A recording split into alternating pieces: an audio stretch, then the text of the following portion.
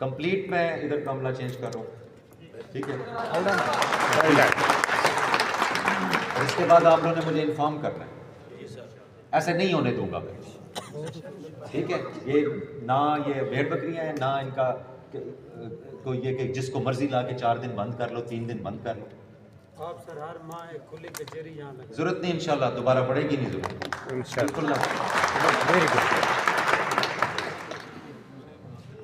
मॉरर, night मॉरर, तफ्तीशी सारे SHO यहीं रहेगा, SHO इस थाने को ठीक करके देगा मुझे। आप इसको अपने नए अमले के साथ बिल्कुल 100%, कोई कब्जा नहीं होना चाहिए, कोई गलत बंदा नहीं गिरफ्तार होना चाहिए।